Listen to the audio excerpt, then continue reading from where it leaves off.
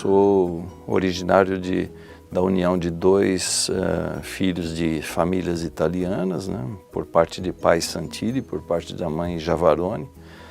Nasci assim, em Ribeirão Preto, na casa que nós temos até hoje, com parteira e tudo. Uma família que não era pobre, porque na verdade a pobreza não existia, porque havia fartura, mas nós morávamos numa chácara e ali os descendentes dos Javarones viviam daquilo e os que se agregavam, como meu pai, tinham seus ramos de família e dependendo da situação, os seus ganhos em outras situações. Meu pai tinha um sítio também, do qual nós tirávamos o sustento. Então, naquela fase, assim, era inimaginável alguém daquela família sair e se formar médico aqui em São Paulo. Mas as coisas foram mudando. A gente sofria muitos acidentes, pequenos acidentes com alguns objetos cortantes ou penetrantes. E certa vez eu ouvi, esse menino tem coragem, ele vê as feridas e não se assusta, acho que ele vai ser médico. E eu acreditei um pouco naquilo. E aliado a isso, os colégios eram muito bons, os colégios assim estaduais e públicos, né? Então eu fiz um bom colégio e fui acreditando que eu teria chance numa área que me atraía muito, porque tive lá os meus problemas oftalmológicos, ia a consultas no posto de saúde e via que a profissão médica, cuidar dos outros, seria uma coisa muito interessante para mim, porque me preenchia uma curiosidade muito grande que era o corpo humano, e ajudar as pessoas era uma coisa que me dava muito prazer. Então, quando chegou na definição, muito fraco em matemática, em áreas exatas, eu falei, bom, tem que ser pelo lado das biológicas mesmo. Fiz o meu cursinho, no mesmo ano que fiz o colégio, no terceiro ano. E aí não entrei, porque na primeira prova a matemática me eliminou.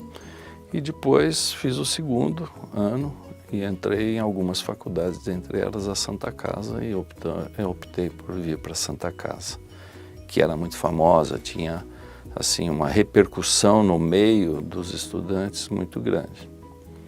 Então houve até uma associação dos meus tios, então, a gente ajuda a bancar a sua ida para lá e tal, mas o meu pai, o senhor Gildo, sempre deu o suporte mais do que necessário e eu consegui fazer a minha faculdade aqui.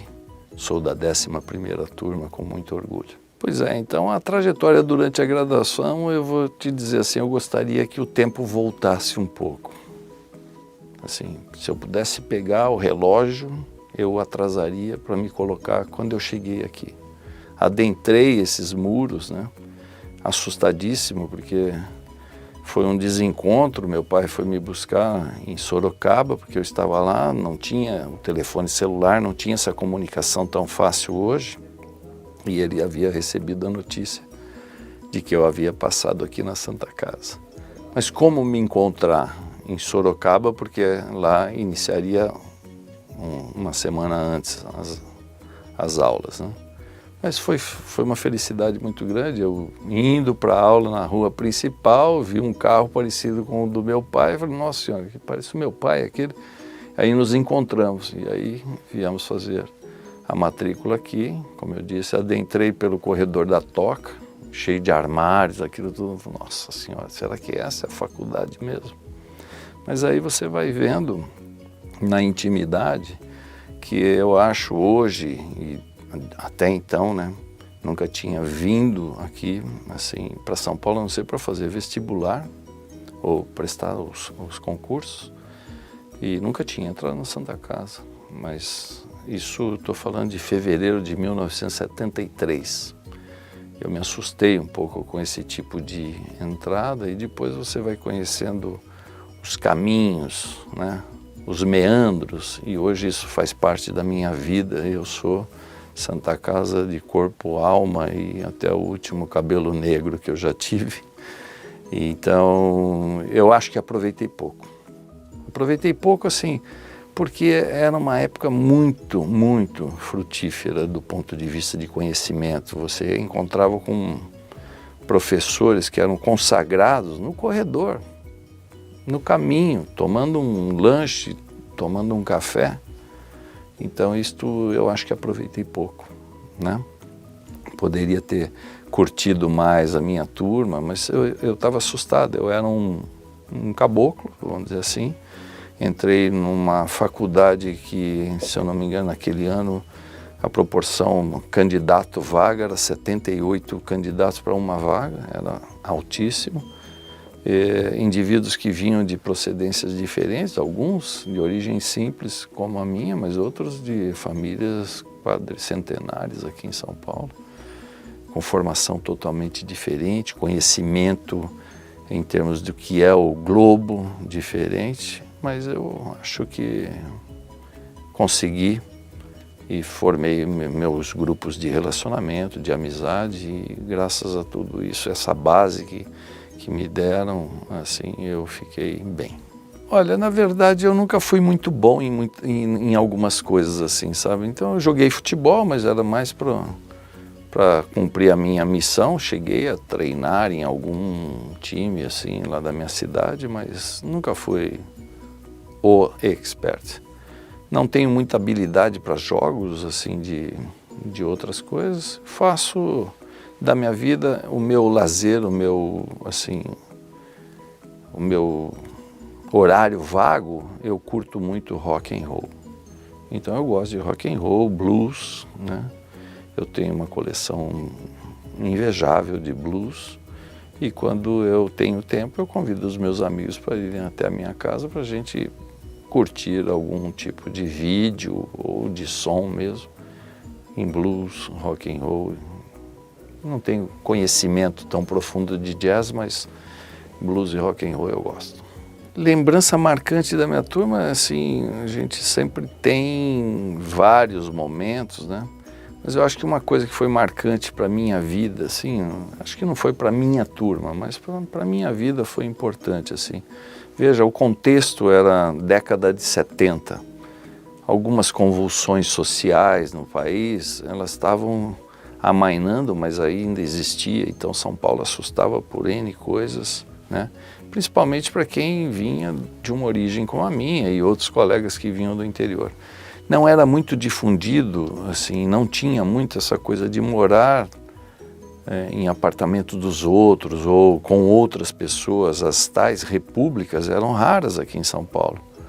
Eu me lembro bem assim, na minha turma, era a minha, né, com alguns colegas, óbvio, a república sempre tem mais gente, a do Dolce. O Dolce era ele, mais um colega dele que depois se tornou um político, e o Jair. E não me lembro de outras repúblicas, né? Então, isso foi uma coisa que me marcou. Por quê? Porque São Paulo é uma cidade onde a grande vantagem que eu vi na cidade era o anonimato. Por exemplo, eu saía da minha cidade, no meu endereço, que era até hoje lá, na Rua Prudente de Moraes, 2102, e eu era o filho do Gildo até chegar no centro da cidade.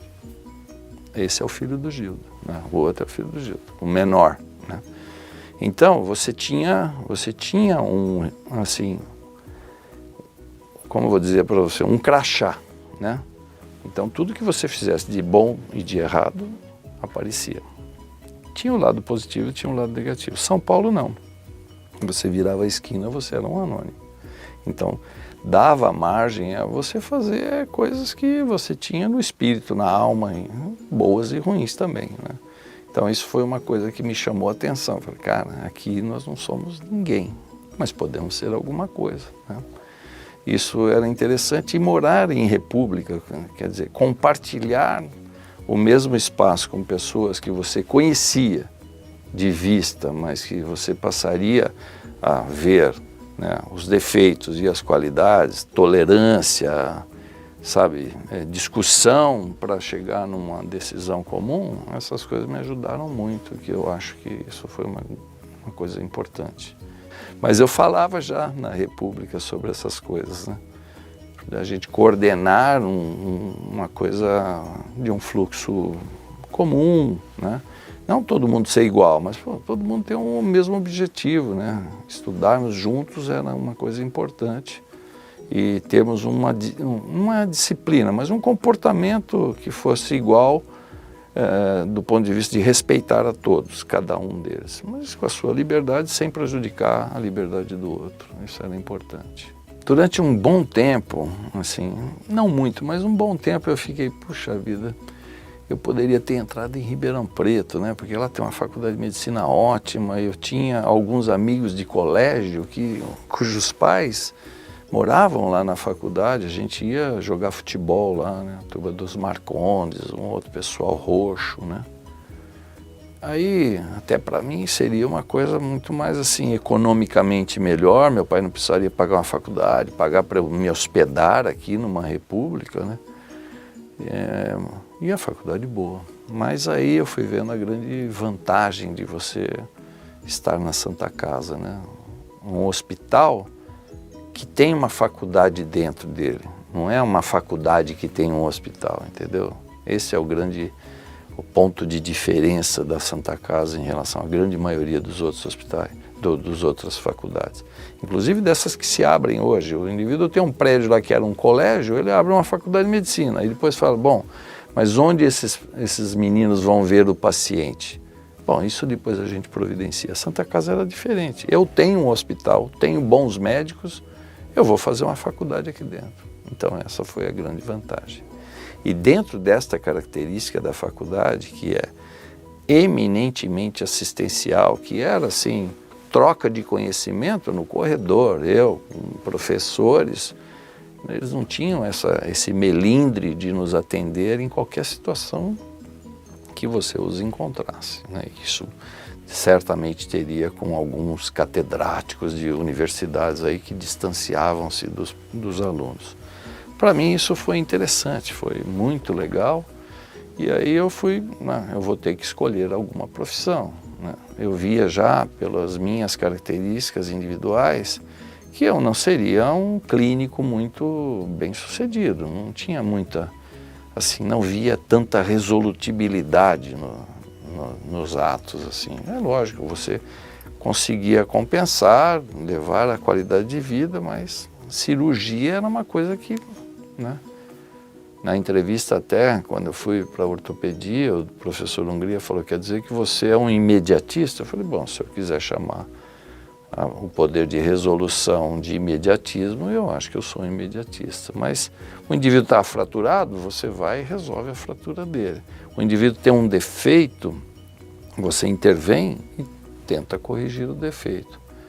E aí, nesta coisa de escolher, eu estava entre vascular, urologia, que tinha um ambiente super legal, né? O pessoal de lá era bem, assim, agradável como grupo, tudo. Isso tem uma certa importância na formação, assim, da sua opção, né? Ninguém gosta de trabalhar num lugar que tem um ambiente ruim, né? Eu estava entre essas e aí eu passei na ortopedia. Na ortopedia eu conheci, assim, o Dr. Prado, que é vivo até hoje, é meu professor, meu ídolo. Ele via uma criança de uma forma global, né, do ponto de vista ortopédico e também do ponto de vista geral, e ela com defeitos, como no quadril, deslocado, luxado, e ele como que um artesão ia refazer aquilo, né? Eu me apaixonei por isso, e aí eu falei, não, é ortopedia mesmo, é isso que eu gosto, e tive a grande felicidade de ter feito essa opção e estar aqui na Santa Casa, porque se eu estivesse lá na faculdade de Ribeirão Preto, eu não teria tido essa oportunidade, porque lá é uma boa faculdade, inclusive ortopedia, mas demorou um tempo maior para chegar onde nós já estávamos, entendeu? E eu vou dizer uma coisa para vocês, assim, que gratificação na minha vida profissional e maior satisfação, né?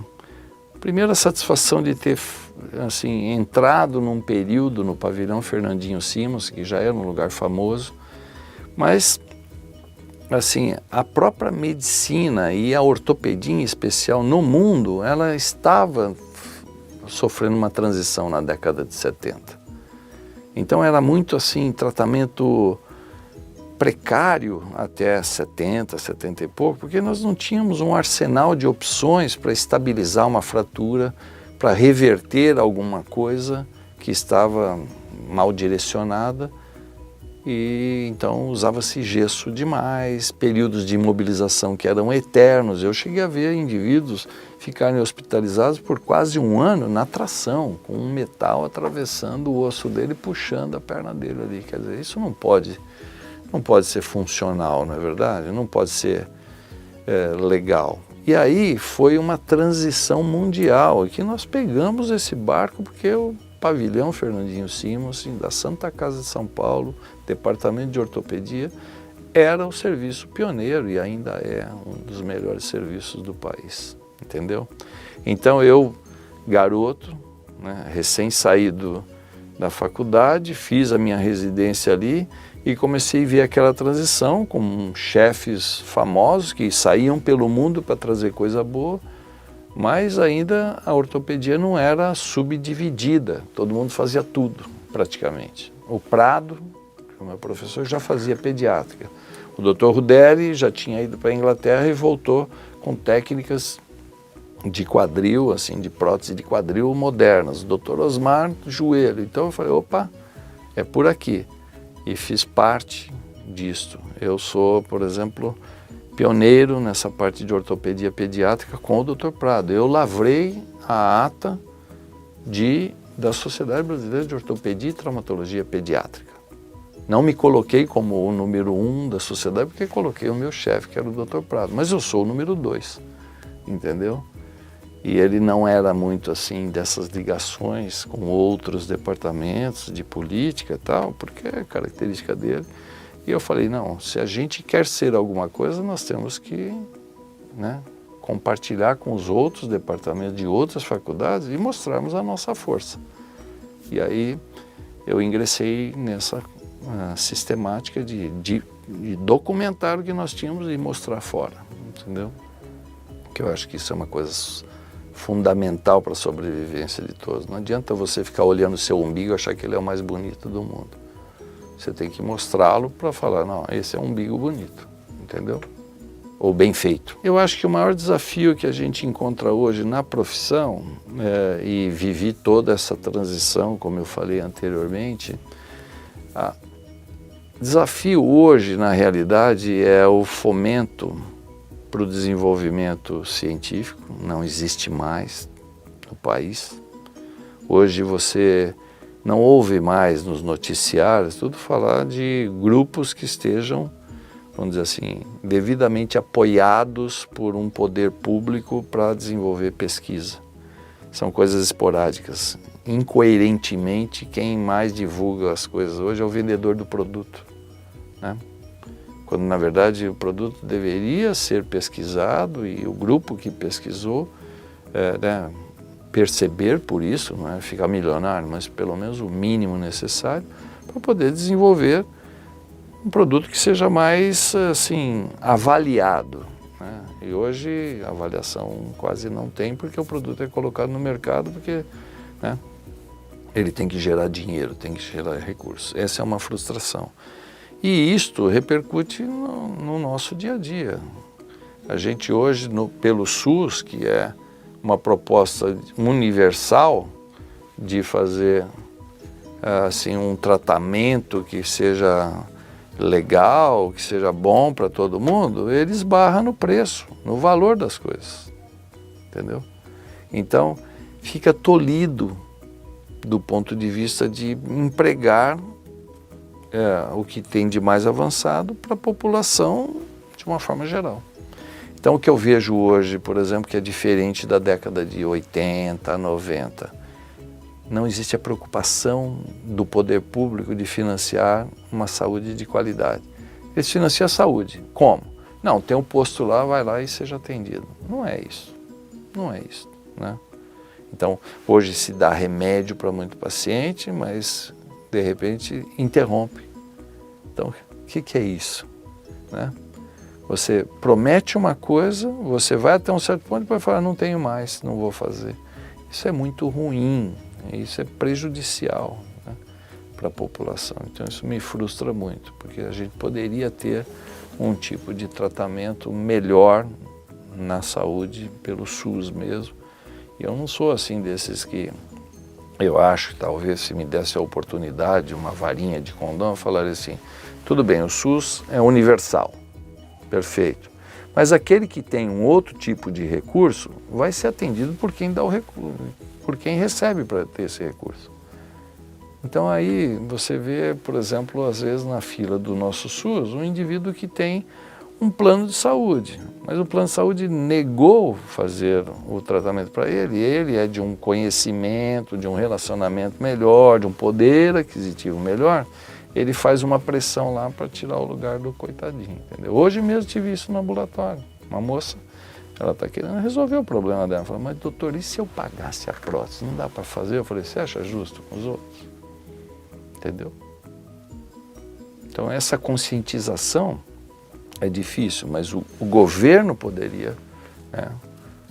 Acho que se roubassem menos, daria para sobrar um pouco mais. Eu estou nessa carreira e ensinando o que eu aprendi aqui. Eu falo, eu não sou um professor, eu sou um aluno que aprendi alguma coisa e eu vou passar o que eu aprendi para outros progredirem, né? Uma vez um residente fez uma observação, falou assim, para o senhor é fácil falar isso porque o senhor já tem experiência. Eu falei assim, não, meu amigo, é realmente mais fácil porque eu já tenho um pouco mais de experiência. Mas quando você tiver dúvida de como proceder com o paciente, coloque no lugar do paciente a sua mãe, sua filha, né, seu pai. Você já vai ter um norte melhor do que você está pensando, né? É lógico que aí, para tratar o seu pai, sua mãe, sua filha diferente, ou melhor, você vai ter que ser melhor. Não é só isso. Então você vai ter que ter 3 coisas para ser um bom médico e bem-sucedido, que eu acho, que é o que eu apregou. Você tem que ter habilidade, você tem que ter amabilidade e você tem que ter disponibilidade. E vou dizer por quê. Não adianta você ser muito hábil, tecnicamente, o cara opera que é uma maravilha, mas é um animal para tratar os outros, entendeu? E nunca está disponível, toda hora está ocupado com outras coisas, então esse não serve. Não adianta você ser super amável, o paciente chega até você, você trata como uma rainha, uma mulher, mas você não tem habilidade para resolver o problema dela, entendeu? E às vezes não está disponível no momento que ela precisa de você. E não adianta só ser disponível, senão você pegaria um falso médico, coloca ele lá, ele está disponível o tempo todo, mas ele não tem o menor conhecimento e não vai saber fazer as coisas. Então você tem que ter basicamente um conjunto de 3 coisas que são assim, talvez essenciais em qualquer profissão, né? Amabilidade, habilidade e disponibilidade. O que eu posso dizer sobre a minha faculdade?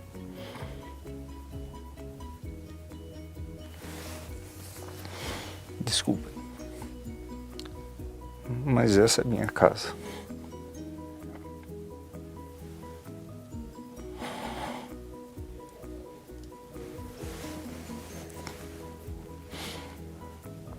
O meu maior respeito pela Santa Casa.